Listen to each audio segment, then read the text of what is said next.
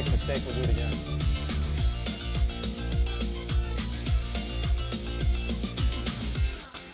Welcome to In the Zone. I am Graig Zimmerman with the name on the screen there, and we are in number 77 of In the Zone, and I am with a local guy here that we'll get into his history, Dave Abdu Gamin. Is that correct? That's very good. Okay. Well done, Graig. Well done. So Dave hails from a business that's only about 3,500 feet from here, and it's called St. Clair Chrysler.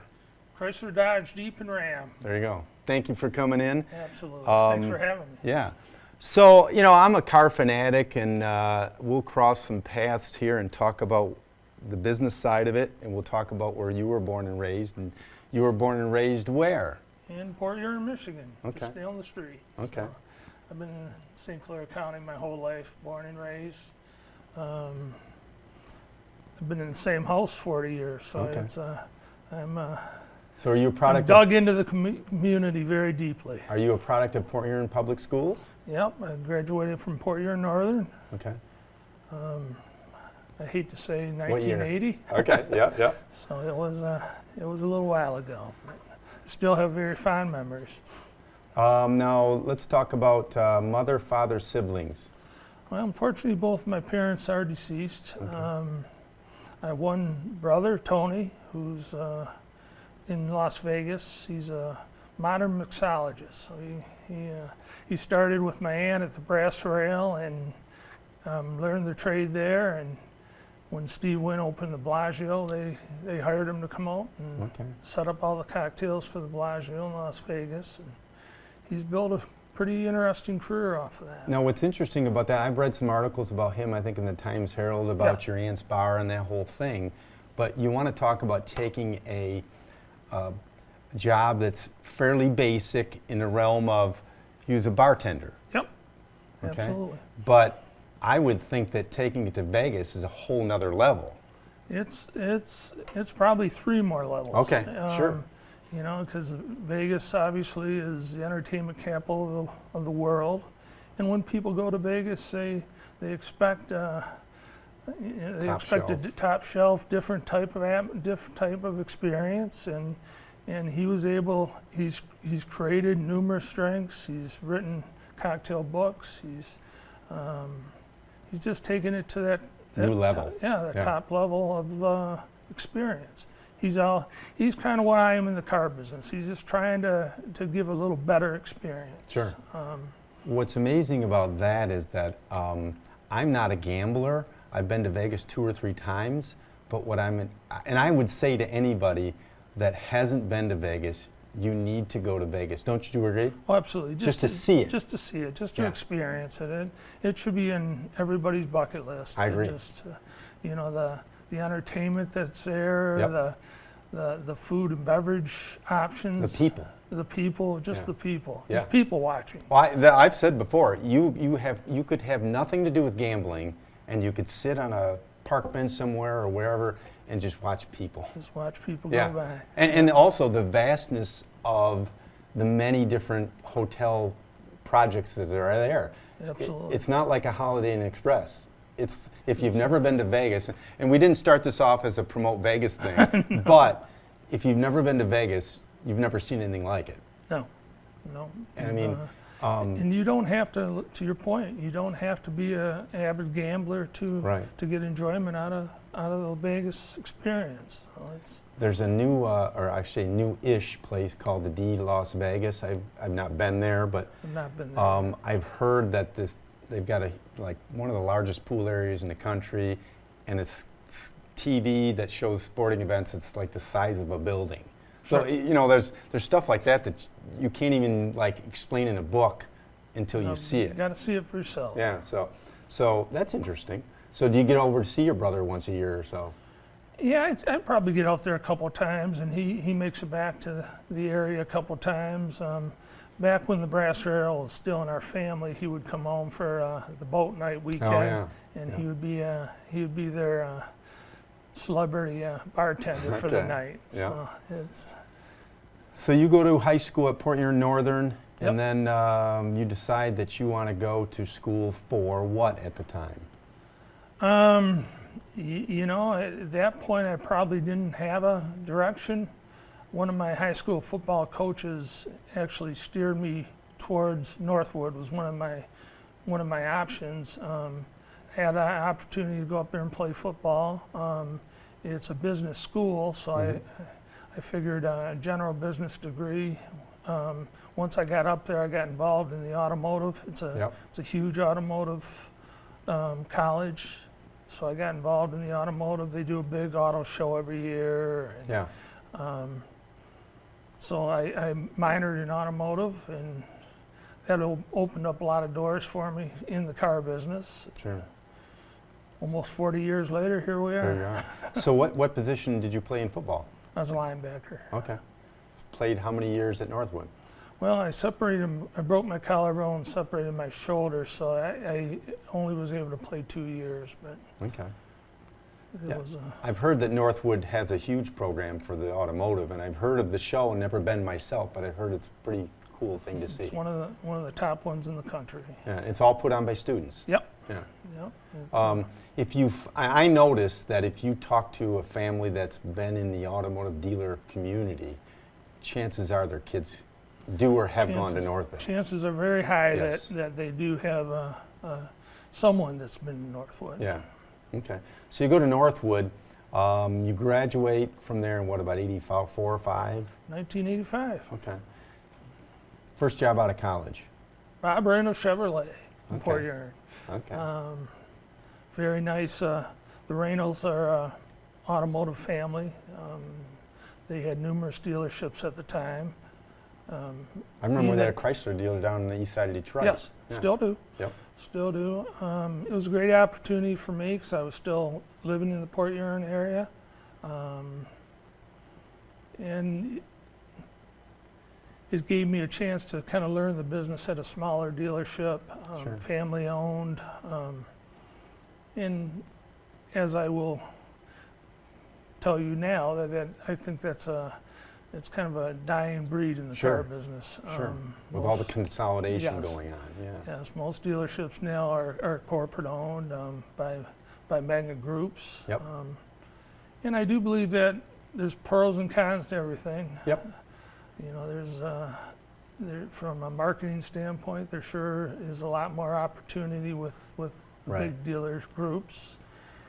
We've kind of taken the other step back and thought that we could still be pretty successful being a small town, family owned, dealership where, You can see the owner. absolutely, Yeah. absolutely. Now, do you still certainly use can. you still use the moniker "We Care in St. Clair"? We do, Okay. we certainly do, and it's more than a saying. We Yeah. certainly do care in St. Clair, and I think anybody that's had the opportunity to build a relationship with us will tell you that we do go above and beyond to try to rectify. Problems do come up. Cars do break. Yeah, you don't build them. We don't Yeah. build them. They do break, and what I tell my team, it's how you resolve a problem, an issue that sets you apart from our competition. Yep. And we strive to be that guy, the we care dealers. Yep. Yep. So let's step back and talk about your beginnings there in Port Huron, Raynal. Were they at the north end at that point? Yes, Okay. actually they converted an old roller rink. Okay. Yes, I remember that. Gardens roller rink, and we were one of the only service departments that actually had marble floors in it. Yeah. And the rain. I remember it being a different name after that. I'm trying to think what you probably know what it was, and I'm trying to think what it was. I believe from there it went to Vanover Chevrolet. Yeah. Yeah. I remember Vanover. Yeah, Mike Vanover, and he was up there for a little while. And I'm trying to think if there was between him and the Moran group. Yeah. And there might have been. I'll have to talk to a couple of guys that work at Moran. They'd know. I'll talk to Steve Terhune. He'll know. There you go. Steve would know. Yeah. So then you go from there to where? Let's see. Let's talk about the different stops. Well, there's a few of them. So from Moran, or from Reynolds, I went to Ray Latham Okay. in Grosse Pointe. Grosse Pointe. Okay. So I made that drive every day. And that's still run by the Latham family. I believe they're in the process of actually being sold. Okay. From a pretty reliable source. Yep. Okay. What's interesting is that I did a lot of business in my endeavors with auto dealerships, mainly because I was selling copiers, and the auto dealerships use copiers quite a bit. Sure. So like I'm enamored by all these different spots that there are people, and then you go, oh, that used to be such and such, but now it's owned by so and so, and how the dominoes fall and change. And I have to tell you, within the last 10 to 15 years, I've never seen changeover like there has been. I mean, it's just, again, there's just very few small independent dealers left. And I've noted that, this is just my own opinion, not necessarily just for your industry, but most any industry, is that there's still room for a good local company. You service people is what you do. We certainly believe that. And it kind of goes back to what I touched on before, that we really do strive to give a better experience. Sure. You know, just a few small things. For example, you know, if you need general maintenance and oil change on your car, a lot of dealers will set you out 2 weeks, 3 weeks appointments, and we have an open door policy. So if you need an oil change in 15 minutes from now, stop in and we'll fit you in. Sure. And just some small things like that try to set us apart. You know, we pick up and deliver your car for service. If you can't get in, we deliver your new car to your house, your office. So just some small things that customers look at as being very important to them. So, well, and the other thing too is a lot of your salespeople are local people that you recognize the names. Absolutely. And we have a very small turnover. We have a great team of people.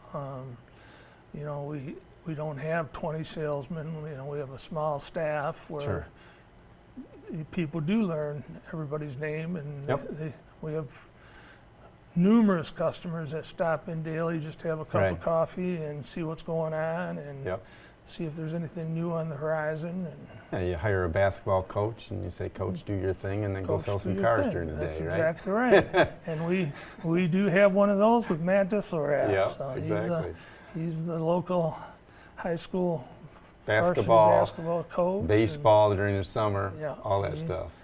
And that's kind of what I try to do with our dealership, is that family does come first, and we want our employees to enjoy their family first.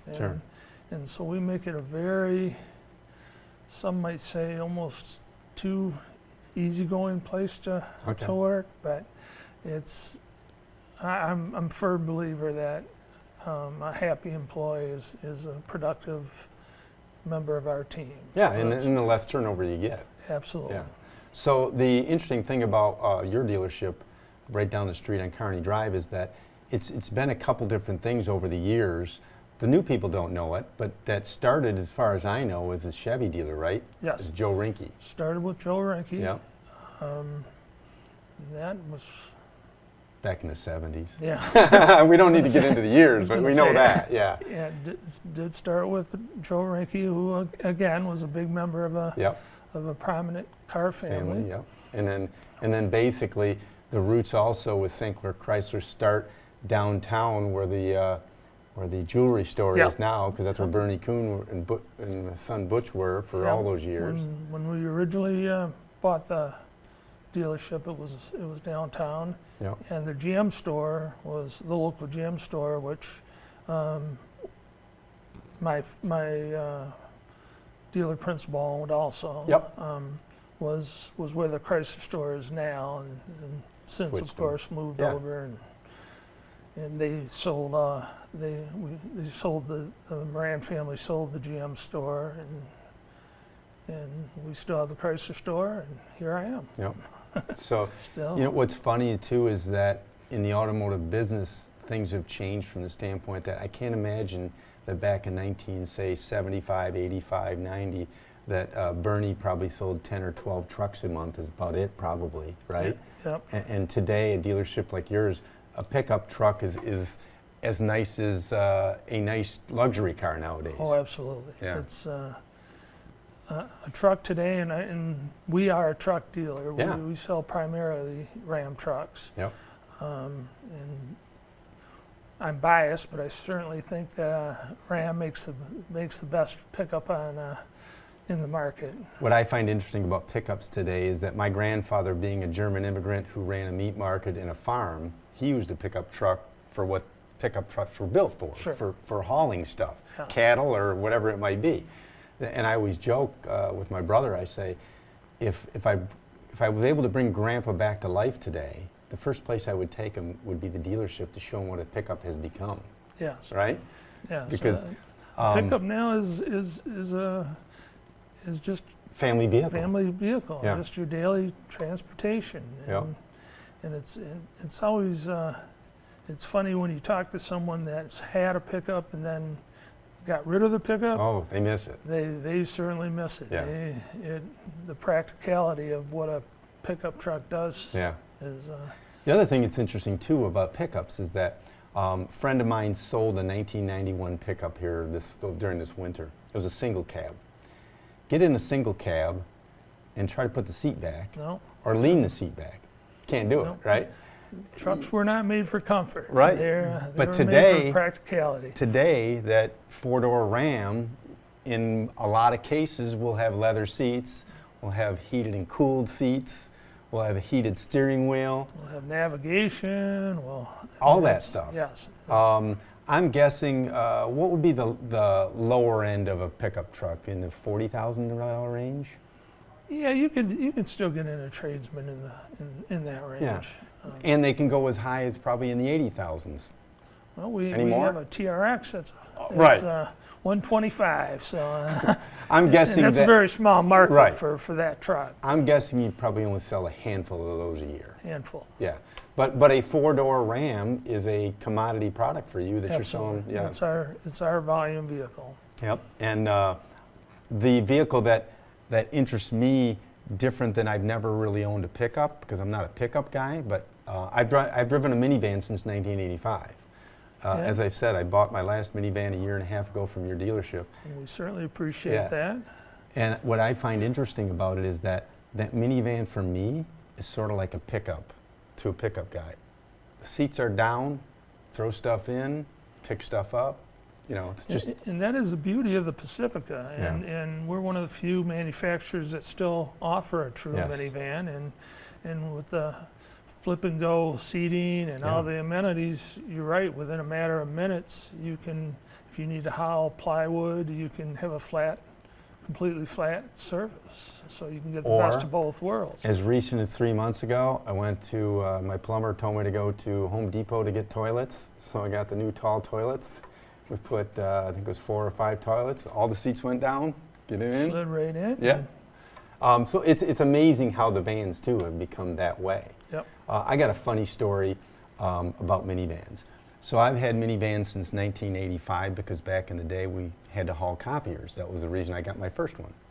So having daughters and nieces and nephews, the daughter and nieces, they were always of the opinion, I'll never have a minivan. Yes. I'll never have a, no way, there's no way I'll have a minivan. Well, I can just about tell you exactly when they decided to get a minivan. It was in 3, maybe 4 cases, right after the second child. Yep.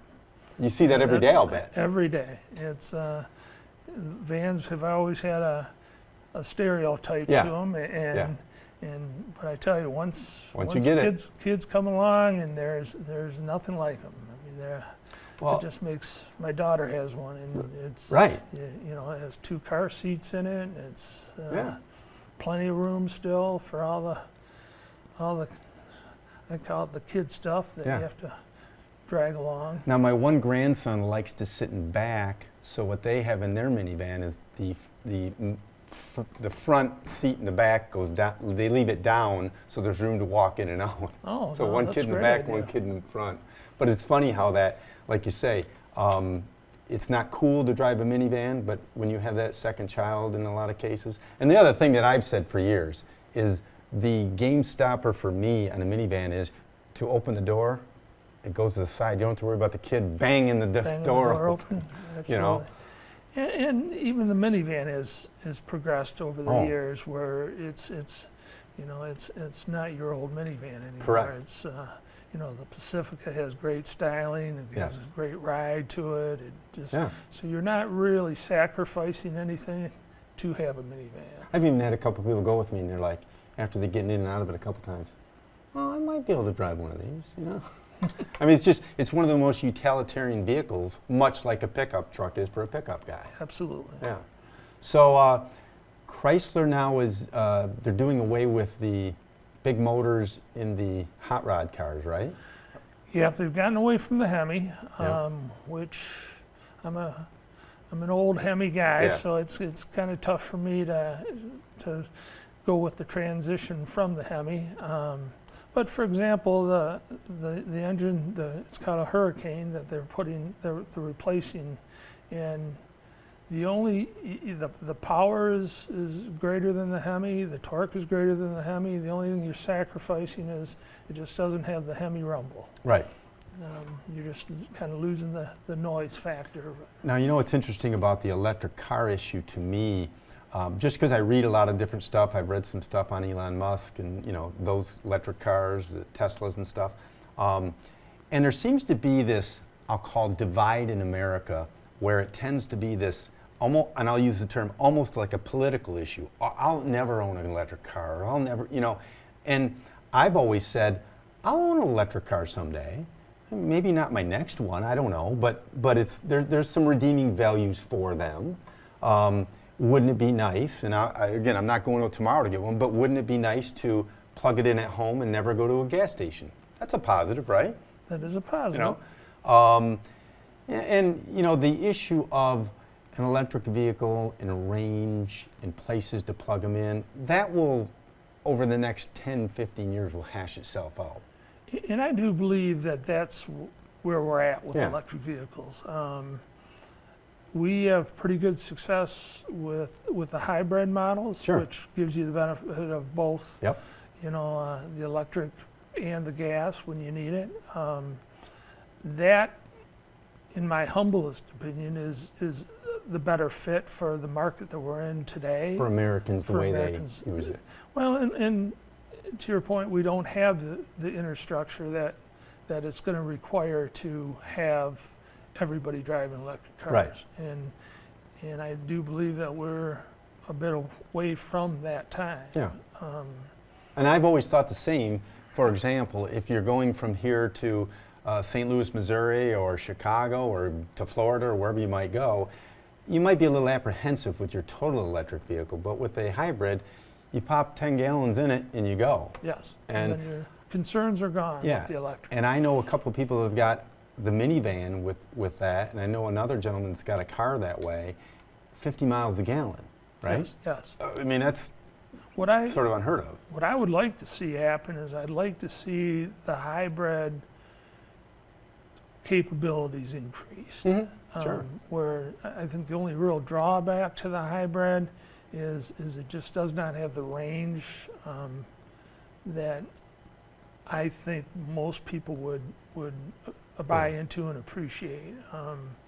You know, if you could get from 50 miles to 100 or 150 miles on a charge, I think that would really put people's mind at ease a little bit with the hybrids. But you know, and there's a lot of factors that get into electric vehicles. You know, the climate which we're in. Cold, hot, cold, hot. Yes. So it's. I do agree with you that it is the future. I just think there's a lot of bugs that need to be worked out. Yeah. And I think time will make those right. You know, with more charging stations, longer, better batteries that will, you know, it's like when we were kids, batteries probably didn't last as long as they do today. You know, just regular batteries. So, you know, from that standpoint, you know, it's like the person that says I'll never own one, I say, come on, you know. And you did mention that, and I do believe there is a political mindset behind it. People, people don't want to be told that they have to do anything. Right. And I'm a big believer in let the market decide. Yes, and that's a good thing about, at your dealership, you can buy a minivan that has a, electric motor in it that's a hybrid, or you can buy a gas motor, And we do offer a Jeep Wrangler now in the same hybrid format. So we have the Grand Cherokee. We do have options in the hybrid models, and we also have options in the old gas. Now, are they like for 2025 models that it will be out soon, meaning summer, fall? Will there be more hybrids out? The talk is that there's going to be more models released.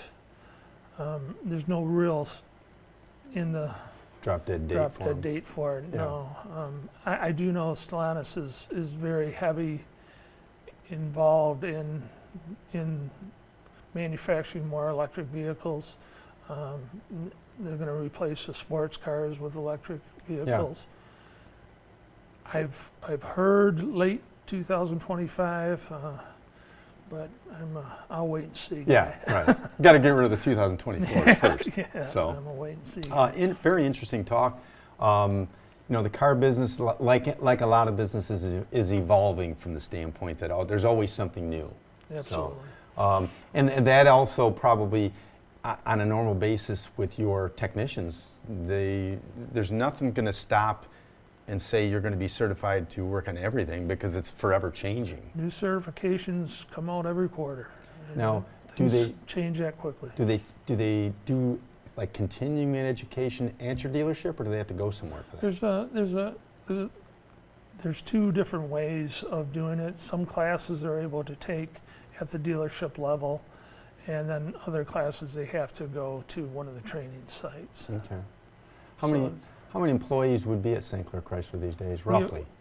Roughly 56. Okay. That includes, we have drivers that, like I said, do quite a bit of our pickup and delivery. Includes all our technicians, and I know it sounds like a lot, but it's for a dealership, it's a pretty small store. Are you looking for additional employees? Well, we kind of go as the business goes. Sure. As business dictates is how I'm from the philosophy that I want to make sure that every one of my employees are able to make a good living and support their family. So that being said, that I wouldn't add salesmen just to add salesmen. If business continues to improve and grow as I expect it to, then we add employees very cautiously, because I do want to make sure that everybody does have enough work to support themselves. Yep. I was talking to somebody recently at a graduation party, and we were talking about the automotive business, and we brought the discussion that in a metro, we're basically in a metro Detroit location, correct? I mean, even though we're considered a rural market, but yes, it's a funny market because we are so close to some very large metropolitan areas. So, like in that respect, that we're I'll call us Metro Detroit because Metro Detroit has grown to the north and east. It used to be when you and I were kids that to go to the city you had to go to Lakeside Mall or Eastland or something like that. Today, 23 Mile Road seems to be sort of the outskirts, dividing. The new 8 Mile. Yeah, exactly. So, like in that respect, from the standpoint of a dealership, you're drawing people from all over the place and friends or family.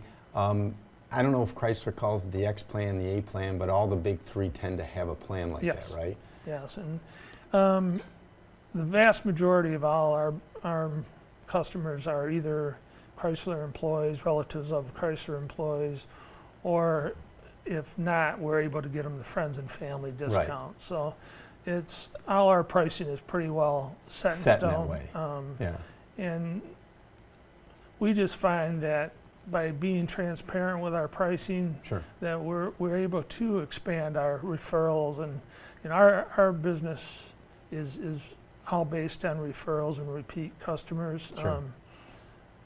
We are very fortunate to have a very deep customer base, and that's the best customer in the world to have. Is the customer that was referred to you, that you've already earned a certain amount of trust just by someone they trust, Right. giving your name as as somewhere that you should do business with. Yep. So if you got the say Chrysler employee discount or the friends and family, I just want to clear this up so it's good for the local hometown dealer. They can't go to a different dealership and get a different deal, correct? They cannot. No, we were able to. Nobody can. We can sell a car at the price that anybody anywhere they can go, and I guess that's what goes back to my trying to give a better experience. Sure. Because if you're doing an employee pricing and you're taking the pricing aspect out of it, Why would you drive 40 miles? yes, That's what I say. That's exactly right. So, without giving somebody a better overall experience, it's hard to get somebody to draw that. Sure. For example, we sell a lot of cars to people that live in the Port Huron and Fort Gratiot area. Sure. And they were asking them to drive 15, 20 miles out of their way generally, Right. to come to us. And we think we owe them something for that. Sure. And that's why we work so hard at just trying to give everybody that warm and fuzzy feeling. Okay. Just wanted to make that clear so that there's no reason to drive to M59 or Troy or anywhere else. There is definitely no reason Right. to go anywhere Okay. anywhere else. And like we always say, all we're asking for is an opportunity. Okay. We just appreciate anybody that's willing to give us an opportunity, whether it be for a new car, used car, or if they've had a poor service experience somewhere, give us a try in service. Okay. Service is what sells cars for Yeah. us. It's, we give the service experience where people come back and say, hey, I really appreciate how we were taken care of, and I will give you an opportunity when I'm in the market for a car. Yeah. That's people think it's the other way around, but our philosophy is service sells cars. Right. Okay. Well, Dave Abdu Gamin, correct Yes. pronunciation. Very well done. Number 77 of In the Zone is in the books. We appreciate you coming by. I appreciate you having me. Yeah, and we thank you for sponsorship on CTV6 whenever we're able to get the sponsorship done. So. Well, we try to keep everything locally, as local as we can. Okay. So if anybody knows any interesting characters like Dave here that we can interview and talk to about local stuff, we'd like that. 586-707-5811 is my cell number.